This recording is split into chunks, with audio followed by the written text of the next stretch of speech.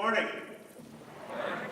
Congratulations to Bruce and to all of the 40 under 40 that we've honored today.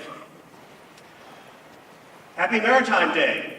Yeah. Say that. Happy Maritime Day, yeah. On this day, in 1819, some of you may remember it well, the SS Savannah left its home port of Savannah, Georgia, on its way to Liverpool, England. The ship put to sea with steam and sails and reached Liverpool in 29 days, becoming the first steamship to cross the Atlantic, a bold and ambitious vision that came true. So by a joint resolution passed in 1933, our U.S. Congress declared May 22nd to be National Maritime Day to pay special tribute to the merchant marine and to its benefits to the industry, of our industry, to the nation as a whole. I'm honored to be the President and Executive Director of the Seamen's Church Institute, and we have been serving the merchant mariner since 1834, a time when America was expanding rapidly into the Midwest amid the Industrial Revolution.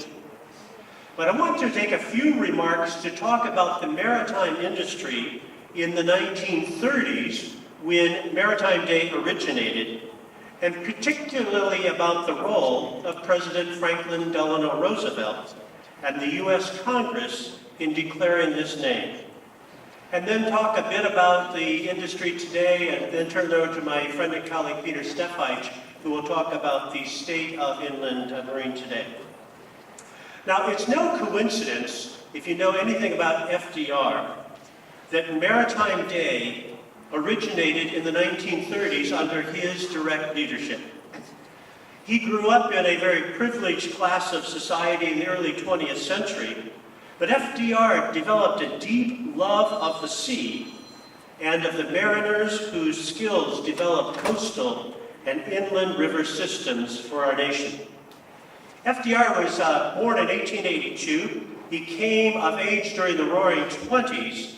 He quickly took up the law and took up legal cases on behalf of mariners. FDR joined the board of SCI in 1908.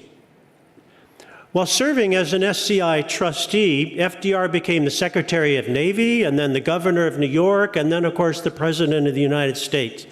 But his continuing relationship with SCI, it's the only charitable board membership that he kept as president, gave him a unique lens into the skill and existential needs of America's mariners. And he used his presidential authority to strengthen that service back to the American merchant marine. In fact, on the day FDR died in 1945, he was the President of the United States and the lay Vice President of the Seamen's Church Institute. So he kept that deep and abiding relationship to life on the water. No doubt this relationship and his affinity to mariners propelled him to proclaim Maritime Day that we celebrate today as an annual tribute to the men and women whose skill, bravery, and creativity continue to reinvent themselves and ourselves over the ages. The photos that you see while I'm speaking come from SCI's archives, and they show a wonderful earlier example of Americans at work, learning skills, nautical skills, to pursue the American dream. And of course, together we continue to make that dream true for 40 under 40, maybe 30 under 30, and 20 under 20, who knows? Well, that was then, and this is now, some 85 years later. So let's reflect for just a moment on what has stayed the same and what has changed as we gather here in St. Louis to strengthen the future of this industry.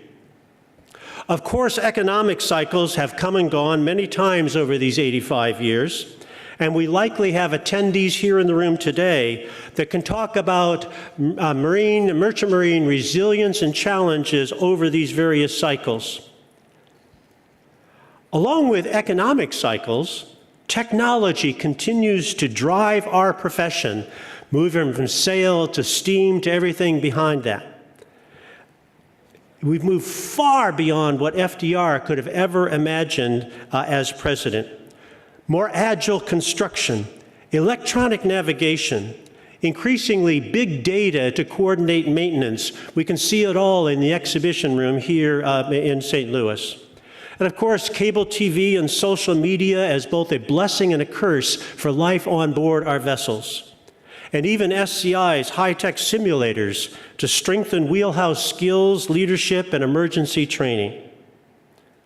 While it's obvious that economics and technology drive our industry, it's equally obvious and critical that everything depends upon the men and women who crew our vessels 24/7, 365, along with the human factors they bring with them to work and the experience of their deployments back and forth to home and to the vessel. So as we celebrate Maritime Day 2018, let's reflect upon those human factors faced by river mariners that contribute to their resilience and their occasional impairment as we move our industry forward. Recently, SCI hosted a river roundtable discussion at our Paducah facility. It was called the Human Factors in Maritime Health and Safety.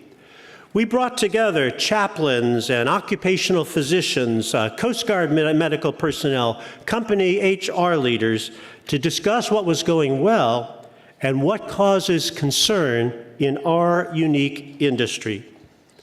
My brief time allows only a listing of topics by title. Different ones of us are dynamically and intimately involved in many of them. A dynamic tension, for example, between a company culture and its demands and back home culture regarding behavioral health concerns like obesity, nutrition, exercise, smoke cessation, alcohol, drug, and opioid awareness. We bring ourselves to work and we bring our work home. The mariner's medical privacy and self-determination must also confront Coast Guard licensing reviews and regulations as we seek to motivate each person to be both fit and to stay licensed. Realities of social media, cell phones are a blessing and a curse, as I mentioned. They overcome the isolation and time away from family, and yet they can cause an immediate risk of situational awareness when a mariner on deck hears bad news from home. So how do we balance those tensions that are part of our 24/7 life? Mariner mental health and suicide prevention also identify self-harm and movement to zero self-harm in the marine environment. We've been doing a lot of study on this and have identified some unique factors within our industry that may put some vulnerable people at higher risk.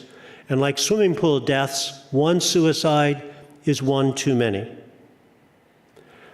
New protocols that we're trying to introduce into river life, like critical incident stress management on a bad day, help mariners confront the realities of life aboard a vessel, anything from self-harm to natural death to injury, fatal injuries on vessels that are just a part of our continuing world.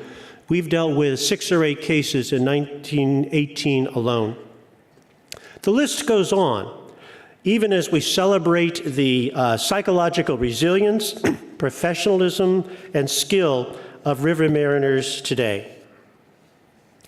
So on this Maritime Day here at IMX, let's honor both the vessel crews and the shoreside leaders who allow maritime life to flourish even in challenging economic times. Let's give thanks for the labor and great wages that strengthen our families back home and their economic security as they pursue the American dream. Let's pledge to keep improving vessel safety systems, health promotion, behavioral health options, along with that deep esprit de corps and quality of life aboard our vessels. Who knows what river life will be like in another 85 years? but we do know that it will contain some of the same DNA that we celebrate today, that of resilience, determination, professionalism, a deep and unique work ethic that fuels our industry today. So happy Maritime Day 2018. I now introduce and welcome my colleague, Peter Steph, who's going to say a few words about the state of our industry today from the corporate leadership perspective. Peter? Thank you, David. Well, it's always tough to follow somebody who has a direct line to the big guy upstairs, but David and I have worked well together and on the National Waterways Foundation Board and in a number of other capacities, and he does a great job with the Siemens Church Institute. So Spence was kind enough to invite me to come and speak to you guys today, and he says, Peter, what do you want to talk about? And I'm going, well, you know, we can talk about a number of things, so I'm going to kind of split my remarks into three things. Talk a little bit about Campbell, talk a little bit about the barge business, and a little bit about Washington, D.C. and what's going on with Waterways Council and the budgets and the infrastructure and all of that, because it's very, very important. So Campbell, it's been our family business since the early 70s, and we started out, I was talking to Alan earlier, we started out with a couple of boats and a couple of barges back in the 70s, and today we've managed to grow over the years, and we basically have four business segments, okay? The first one is our own barge. We have about 600 barges, and we do about 20 million tons of products a year. We work in the open area, doing mostly utility coal. We do limestone, we do met coal, sand and gravel. And on the covered side, we do obviously a little bit of grain. We do frac sand, urea, and a few other miscellaneous products. So we've gotten a little bit into the covered business. Right now, we're either managing or operating probably 50 towboats and about 1,100 barges.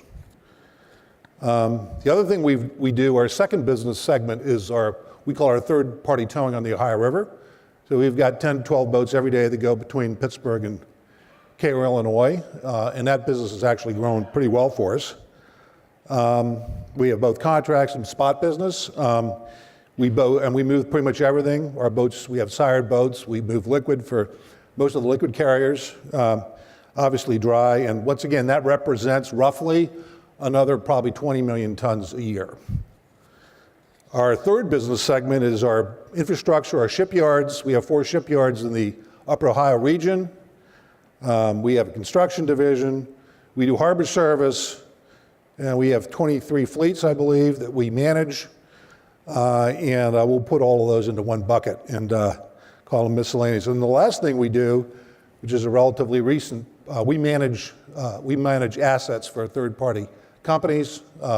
We do the logistics. We manage, and that's about another 20 million tons. So when you add all that up, we touch about 60 million tons of cargo a year, just about all on the Ohio River. So, in terms of our boats and barges, we've tried to our business has gone from very stable to very volatile. I think we can all agree with that. So we've tried to variabilize our costs. So we have our standard Campbell boats, and then we'll hire in boats to work with us and to complement our Campbell boats. And that's obviously a big challenge, crewing and operating boats when the business is up and down. Got to say something about Sub-M, since I guess it's a big theme this year. The way we've done it, we have all our boats, and we either have fixed our boats to comply with Sub-M, or we have a specific plan to do that, or we're going to sell them, or we're going to scrap them. Okay, it's one of the above. So we will be totally compliant with Sub-M, and we have really no choice but to do that. What's our secret sauce? No, there is no secret sauce. It's basically, we're a private company. We have a long-term view of the market. Good management, good people is obviously at the top of the list. Good balance sheet. We don't have a lot of debt is also pretty high on the list. We've invested in all brand new accounting systems, new logistics systems. We focus tremendously on cost management. operational efficiencies, and last but not least, good customer service is, key to any business. And what we've tried to do is we've tried to grow in a very difficult market, and we've been successful at that, and that's not easy. So I'll talk a little bit about the markets here and give you our view, mostly on the Ohio, mostly on the Upper Ohio. Steam coal, domestic steam coal, and I went to a panel with Ken Erickson and the Informa guys, but steam coal, domestic steam coal is in trouble. There are a number of plants up in our part of the world that are either going to be closed or shut. That hasn't hit yet. These are public. First Energy, for instance, information, they have 3 plants that are right on the bubble. And I haven't heard any new coal plants being built anywhere in the United States. I don't know if anybody else has, but it's just not even talked about. So we're in trouble on the steam coal side, but I do think you're going to see a stabilization of the steam coal. You're going to see the plants close that are going to close, and you're going to see, coal is not going to go away in the next 20 to 30 years. It's our opinion. I hope we're right. Met coal, once again, there was a commodity panel yesterday. Met coal, export coal seems to be doing pretty well. Export coal, who knows how long that's going to last, but right now things are going pretty well. Frac sand is growing, and there's some good news going on in the marketplace. In terms of the current market, we're short barges, we're turning away spot business. Everybody calls, we all know each other, everybody calls everybody else. There's basically no barges out there on the open side to be had. A few months ago there were lots of them, now there are none of them. So markets change, our priority is obviously serving our contracts, our customers, our long-term customers, not taking on new spot business, even though we would like to, but we just can't do it. So how long is this all going to go on for? I don't know if Ken Erickson's in the room or not, but ask Ken, call Informa Economics, that's what these guys get paid to do. I don't think anyone really knows what the markets are. You're either in this or you're not in this, and we're in this, so we got to survive the ups and downs. There's obviously what I call the winter hangover, and we got pounded on the Upper Ohio. Everything, ice, bank-to-bank ice, high water events one after another, breakaways, lock outages, plant unloader, breakdowns, you name it. We had it this winter. I've been doing this 22 years. It's the worst winter that I can recall in 22 years. So a lot of our customers are trying to get their inventories built up again. Their stockpiles are low, and if we have a hot summer, which we hope for, we'll see that, hopefully that coal burn up a little bit. Talked about export coal and how long that's going to last. That's a big question. Those are a lot of ton miles. Those are big moves, and they suck up a lot of barges. Longer term, kind of medium term, we have to reduce. There are too many barges in the system. Maybe not right today, but there are structurally too many barges in the system. We've all heard about Jeff Boat closing, and that's terrible for those guys. A Jeff Boat, it's probably good for our industry as an industry to have less new barge capacity available to ramp up quickly. And you're probably going to see more consolidation. People don't sell their companies usually because they want to. They usually sell companies because they have to. And, companies with a lot of debt in a down market is not good. So we'll see what happens there. I think you're going to see, at least on the Ohio side, you're going to see a smaller industry. We've got to right-size this down a little bit and, get ready for the next business cycle. Private equity, combined with banks, there's just so much money out there on the sidelines. If there's a business opportunity, these guys will pour money into something, barges or something else. Problem is, these barges last for 30 years, and these private equity guys, for the most part, are looking, 3 to 4 to 5 years, just long enough to take that company and flip it and get on to the next investment. So there's a mismatch there in terms of the timing, and frankly, that's a problem. Talk about Washington, D.C. a little bit. It used to be the old days, we'd kind of avoid D.C., you'd keep your head down and, just stay away. You can't do that anymore. Okay, there's so much regulation, so much need for infrastructure. If you're not engaged, we're not going to get this infrastructure built. So, Government, unfortunately, is more and more part of our lives, good or bad. I think it's a bad thing myself. But it's necessary for all of us to be engaged as much as we can. In terms of some of the specifics of what's going on, I'm vice chairman of Waterways Council, and we've tried to develop our relationship with our congressional delegations, mostly in Pennsylvania and in the Upper Ohio area. We meet with these folks, we give them money, we help them get reelected, we have roundtables, we try to give them good policy ideas. We've developed some pretty close relationships with some of these folks.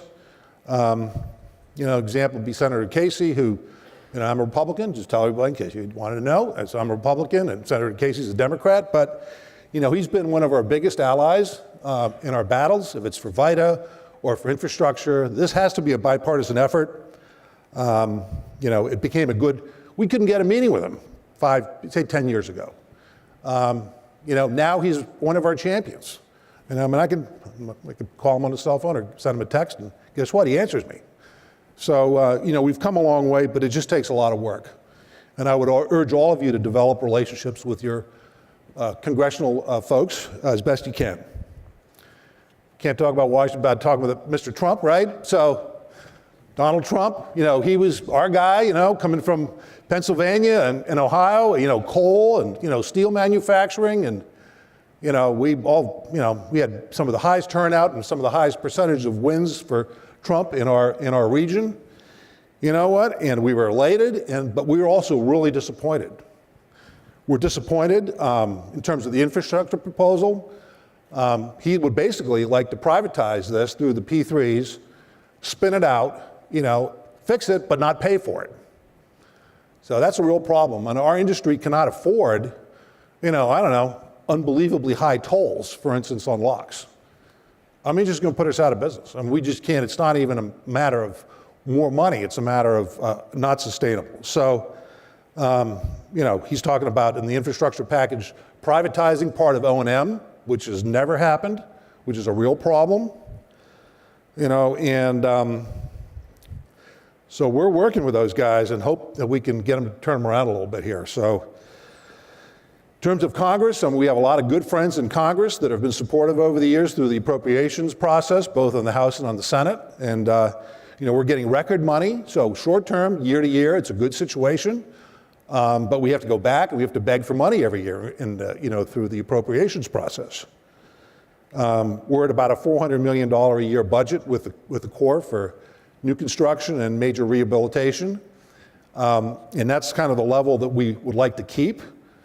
The Olmsted factor, as you probably all know, Olmsted is 85% federal and 15% Inland Waterway User Trust Fund funded. The good news is Olmsted's going to be going away. It's going to get completed. The bad news is that once that happens and we go back to 50-50 on the other projects, you're going to see that budget go from $400 million today to roughly $230 million, which is the 29-cent a gallon tax times 2. We're at about $230 million roughly. We have about $115 million a year coming into the trust fund. So that's a big reduction in that program. So what are we going to do? So we need to find more money. We need other sources of money besides just putting a fuel tax up. So we got two proposals that are going around in Congress right now. One is our hydropower. So what's going on with the hydropower? A lot of these dams have hydroelectric power facility generating facilities. And the federal government nets, after their cost, about $1.5 billion every year in hydropower sales. So we're looking to we're putting a bill together with some of our friends in Congress to divert 10% of that, which is about $150 million a year, into the trust fund. Not general treasury, so into the trust fund so we can then get a match and maintain our $400 million budget. The other idea is the cost share difference, instead of 50-50, go to 75-25, 75 federal, 25 trust fund, which also gets you to about that $400 million a year budget. And we've got a Word of Bill coming up, 2018, and we're trying to work with the House and the Senate and get that included in the Word of Bill. So just, in wrapping up, there's big congestion issues in this country coming, in the next year, the 40 under 40. When you guys are, our age, you'll be, there's more and more tons moving, and You know, the roads are congested, rails are congested, how's all this stuff going to move? So, you know, we're optimistic that the waterways have a role to play, a big role to play going forward. It's going to be a little bit different probably, but you know, we need to figure that out. And once again, in conclusion, we need everybody to help with the messaging of all this. And you know, the barge folks, we can't carry the water for these big shippers, these big companies. You know, we need to get everybody pulling in the same direction. So that pretty much wraps it up. And thank you all. Spence, thanks for having David and I come speak to you guys. And great conference, by the way. And we appreciate it. Thank you.